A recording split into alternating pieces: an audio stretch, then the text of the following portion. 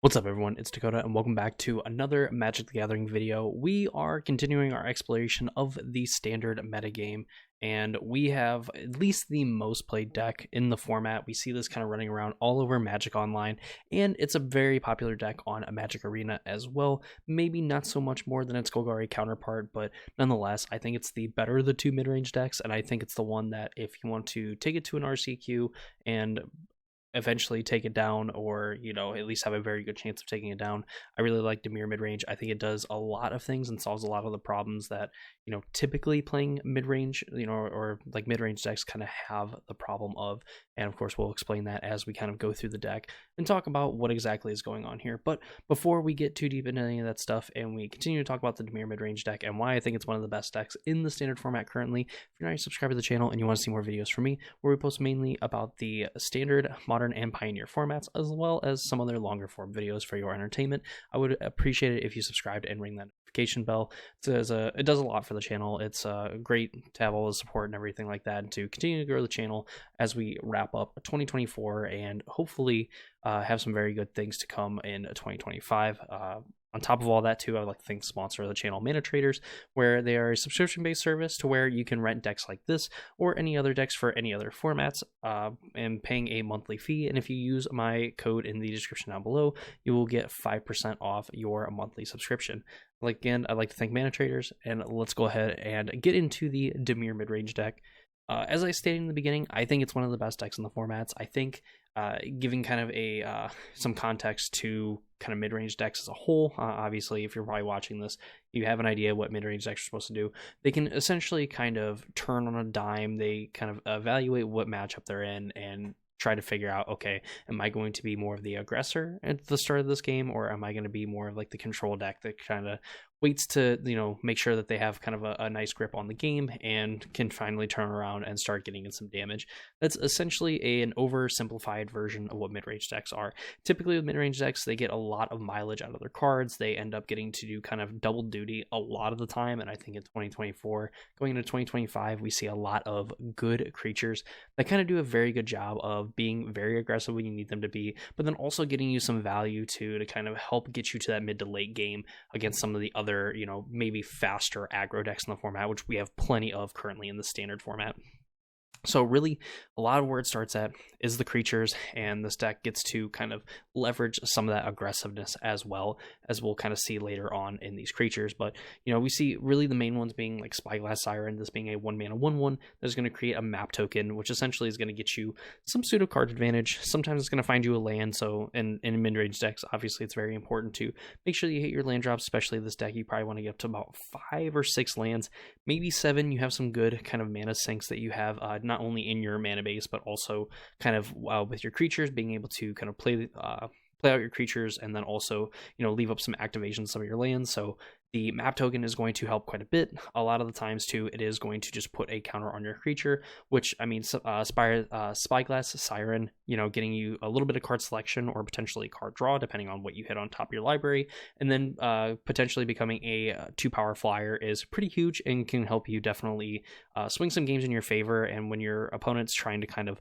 clog up the ground with their creature, Spyglass Siren can kind of hit over. And of course, with multiple copies of this, you have more map tokens, which means more potential to either kind of spread out the damage between your flyers, or just getting it all loaded up onto one creature, to then you can just swing in for a ton of damage with just one creature. It does a lot more than what it looks. Again, it kind of fits into the where a 1-mana 1/1 flyer, it can be very aggressive, but then also the map token can kind of like point to any of your other creatures, potentially make it bigger, or just end up drawing some extra cards. Deep Cavern Vat, a 2-mana 1/1 flying lifelink creature. You look at your opponent's hand and you may exile a card from it until Deep Cavern Vat leaves the battlefield. This again is just a really good card when your opponents are really trying to go up the ground. We see a lot of it. There's only really one flyer that's really played in like the red decks, and that's like Shot Show Off, which is a great creature in its own, but most of the time it's getting turned sideways, and a lot of the time too you're probably just dying to it if your opponent sees you tapped out. But at least with Deep Cavern Bat, this also in kind of like those longer grindier games is going to take a card away from your opponent. It's going to be a lightning rod for removal, because more than likely the card that you took is going to be impactful enough to where your opponent is going to want to get it back. Also, the fact that this is a lifelinking creature, and again, a lot of the red decks have just a lot of low to the ground, on the ground creatures. This is going to be able to get in, chip in for a few points of damage, going back to like that Spyglass Siren, being able to target this with map tokens and eventually potentially get 1 or 2 counters on this thing, gaining 3 life a turn while dealing 3 damage to your opponent is going to be pretty hard to race unless they have like those really super nutty, like play my Slick Shot Show Off, play another Slick Shot Show Off, play a 1 mana spell into like triple or quadruple 1 mana spell with double Slick Shot, which obviously can't happen. That is in the realm of possibility, but realistically, with Deep Cavern Bat, it's going to be enough of disruption in either case, while also, again, being a creature that is going to swing some races in your favor, especially if you can get some counters on it. Another 2-drop, Fairy Mastermind is a creature that we can play on our opponent's turn, has flash, flying, and whenever an opponent draws their second card each turn, you draw a card. With a lot of the Golgari decks looking towards the Unholy Annex as a way to draw additional cards, they draw their first card for their turn, and then at their end step, they're going to draw a card, lose 2 life or gain 2 life, depending on what they have on their board, obviously. And then this is also going to allow you to draw a card. You can also pay 4 mana to have each player draw a card, which if you do it on your opponent's turn, you're also going to get to draw an additional card. And that's kind of where, against like some of the red decks, maybe you can get into some trouble there if you end up drawing very poorly. If their 1 card is very impactful and it's more impactful than your 2 cards, obviously you kind of lose in that exchange. But in terms of like the matchups where you just want raw resources and, you just want to be able to look at, 20, 30, 40 cards while your opponent only looks at maybe half of those cards, you're definitely going to be in the favorable position where I would kind of take the matchup where the player that drew, half their deck or, 3/4 of their deck over the player that only drew like a quarter of their deck a lot of the time. But this card is something that, your opponent has to answer. Again, it's another flying threat. It kind of gets over a lot of the other creatures in the format. Obviously, these creatures get a little awkward in mirror matches, but nonetheless, like Fairy Mastermind is just a very good card that, again, can be very aggressive when you need to be, can be played on your opponent's turn, meaning that you could force them to use mana on their turn to kind of deal with this, where you can kind of, again, just kind of evaluate exactly where you're at and what's going on with that and be able to leave up mana for some of your other spells. We also have a Flood Pitch Drowner, which is another flash creature. Flash Vigilance is going to tap a target creature an opponent controls, put a stun counter on it, and you can pay 2 and tap it to shuffle it and the target creature with a stun counter on it into their owner's library. Obviously, you can kind of fog your opponent, like if they only have like their 1 creature, ideally like their double striking mouse or whatever. That ends up being like 4 or 5 power. You flash in the Flood Pitch Drowner. It's going to give it a nice little smoochie right on the forehead and, stun it for that turn. And then you can just end up spending 2 mana, shuffling this and that card back into your library. You don't get the death trigger from that, so your opponent's not going to be dealing a ton of damage right to your face. This does work kind of very well as a creature that can just come in, boom, stun a creature that is going to be very lethal or very hard to deal with, and then you just shuffle it back into your opponent's library, and it's effectively going to be like a 4 mana removal spell, which is totally fine. You kind of have that turn to decide if you want to do it, because of course when your opponent untaps, it's going to lose that stun counter, so you're not going to be able to do anything with it, and there's not really anything in here that's going to put stun counters on something outside of like Kaito Bane of Nightmares, which we'll get to here in a minute, but nonetheless, still a very good card for those aggressive matchups. We see a 3 mana Preacher of the Schism, Unstoppable Slasher. This is kind of new. I don't know how much I like Unstoppable Slasher. It deals damage to your opponent, or combat damage to your opponent. They lose half their life rounded up. And if it dies and it had no counters on it, it returns to the battlefield with 2 stun counters on it. So this is kind of like a threat where you need to answer it and then you need to answer it again. But if they end up getting, all the stun counters off of this, then, it's just another creature that, again, is going to hit your opponent. It's going to be able to deal massive amounts of damage. Preacher of the Schism does offer you a lot of value. 3 mana 2/4 is very hard to deal with, while also getting to attack and create 1/1s.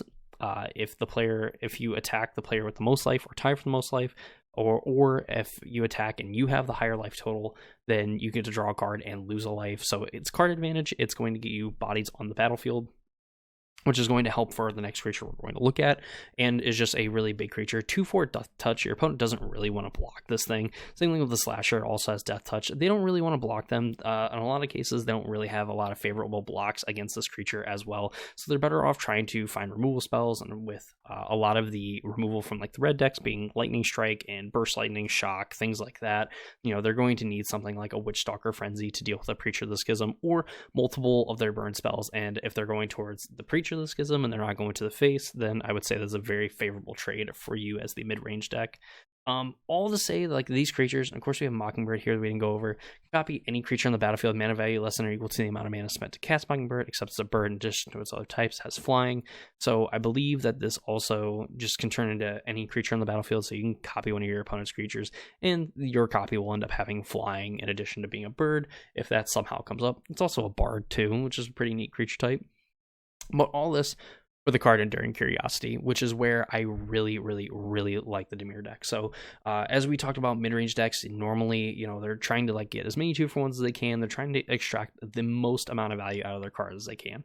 But a lot of times that could be if you make a mistake, maybe you use your removal spell on the wrong creature, there's a chance that you could just die to that creature if you don't end up kind of drawing out of it. And I think Enduring Curiosity is something that can kind of help put this deck over the top, where, you play 1 mana, you play Siren, Spyglass Siren, Deep Cavern Bat, into maybe Fairy Mastermind or an Unstoppable Slasher, and then, you have Enduring Curiosity that you can play for 4 mana, where maybe you don't necessarily want to attack, you can flash in Enduring Curiosity on your opponent's turn, end up attacking with a bunch of your flyers, end up drawing 2, 3, 4 cards, and just being able to kind of drown your opponent in the card advantage, if you will.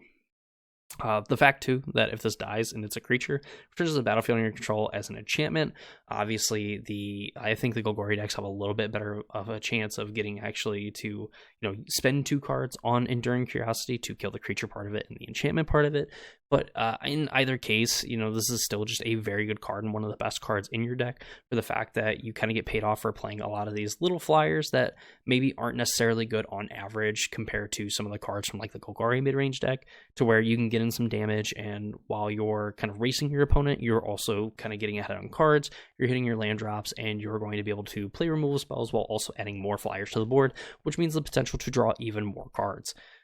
Lastly, there is a Shielder of the Apocalypse in here. This is just, a really solid black creature. It's been a great creature since it was printed in Dominaria United.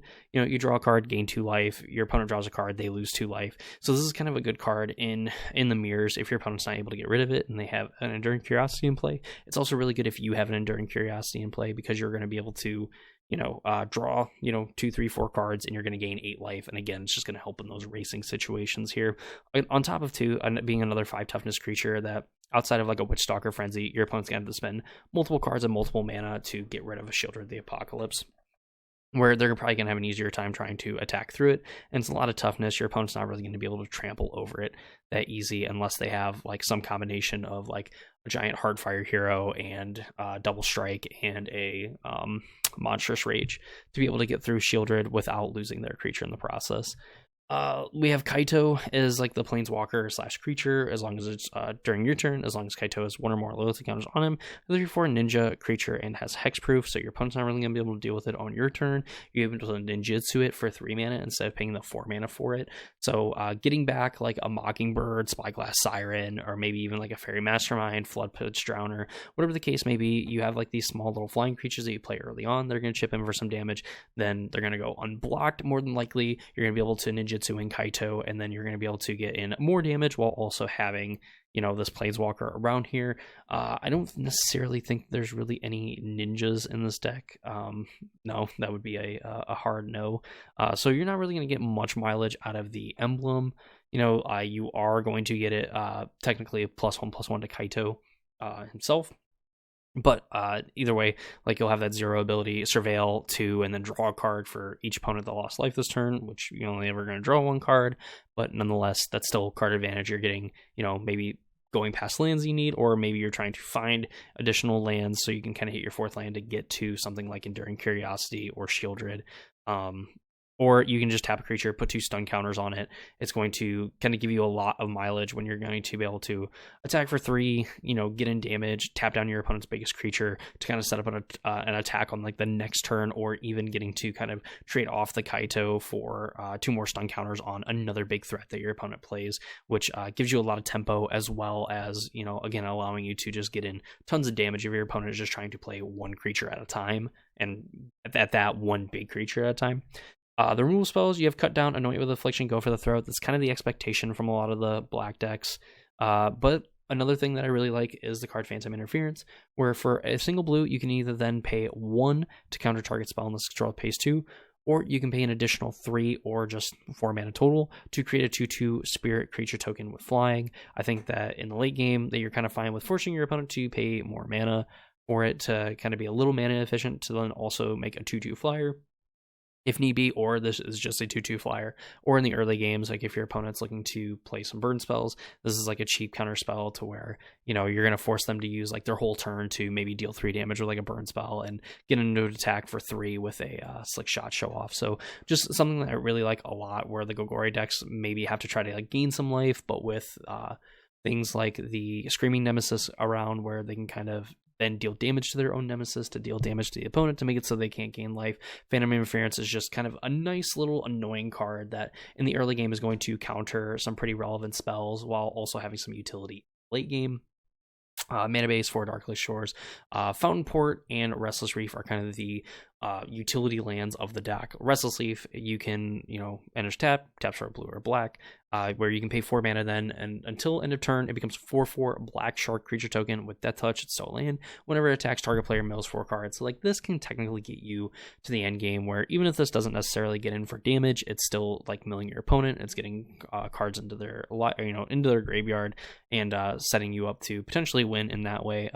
Not really the most conventional way. I think that you will more than likely win with damage 99% of the time rather than milling your opponent out. But if you kind of get into those matchups where it does kind of matter, where maybe your opponent's drawing a few cards a turn, then Restless Reef could potentially get you there, even if they're able to kind of block it forever. Fountain Port is definitely one of the better cards, I think, in the deck, where it taps for a colorless mana. 2, you can sacrifice a token, draw a card. We make map tokens and things like that, so we can sacrifice those to draw cards, or we can pay 3 mana and 1 life to make a fish that we can also sacrifice to this, or we can pay 4, create a treasure token. This allows us to kind of get ahead on mana to potentially get to those turns where we can double spell even faster, or maybe even triple spell, thanks to us just drawing potentially boatload of cards thanks to Enduring Curiosity. The rest of the lands are really just cards that tap for blue and black mana. Sideboard, we have Duress, Ghost Vacuum. 3 steps ahead, 1 more Anoint with Affliction, negate 1 or 2 Malicious Eclipse. This is really good against the like Jeskai decks. Negate's just a really good control card. Anoint for more removal. 3 steps ahead is another card that gets you a ton of value because you can just counter spell, make a token that's a copy of a creature or artifact you control. Obviously, making a copy of like something like Enduring Curiosity or even a Stoppable Slasher or Preacher, things like that can be really good for you as well. Drawing 2 cards, discard a card, just give you some card advantage and kind of filter through some of your bad cards. Tashawn Timebiter, really good. Another Kaito, Bane of Nightmares, 2 more Shieldar of the Apocalypse, and Gix's Command for all of those aggro decks. And that is Dimir Midrange for Standard. Very long-winded video. I think is kind of important to kind of detail a lot of the things. And again, the reason why I really like this Dimir deck a lot over something like Golgari Midrange is the fact that you do have this option of being maybe a slanted more towards being aggressive with your like cheap flyers, the way that you're able to kind of interact, even if you only have like 1 or 2 creatures on the battlefield when you play an Enduring Curiosity, but still 2 or 3 cards, and your opponent's going to have to spend probably at least 2 more cards to get the Enduring Curiosity off of the battlefield, which then works out very well in your favor because you just went up 2 cards and your opponent spent 2 cards to do it. So you're effectively +4, it's what we call TCG math. And I think from that point, you kind of start to get a little bit farther ahead because, again, your opponent's like more or less spending their spells to not necessarily add to the board, but to try to take away from your board. And when you're already attacking with these small flyers and you're getting in every turn, it does kind of, start to close out the game a lot quicker. Obviously, not every game is necessarily going to play out like that, but when you have something like Unstoppable Slasher that's able to do like big chunks of damage to your opponent's life total when it gets in, or just be able to kind of trade with a creature and then potentially do even more if it's able to get all of its stun counters off of it, then it's just, it gets a lot better. And I just really like this deck for the fact that it gets to the board pretty early. It can attack, put pressure on your opponent, and draw you additional cards as well, thanks to the Enduring Curiosity, which can help you out in plenty of matchups. But that's gonna do it for me in this video. Hope you all enjoyed it. If you did, please leave a like on the video. Comment down below what deck you would like to see next. I am going to be running the gambit of a lot of the higher tier decks throughout the week. So if you want to be tuned into Standard, Modern, Pioneer, all that fun stuff, please consider, again, subscribing to the channel, ring the notification bell so you know when those videos get posted. I do greatly appreciate it. But that's going to do it for me in this video. Hope you all enjoyed it, and I hope to see you all in the next one.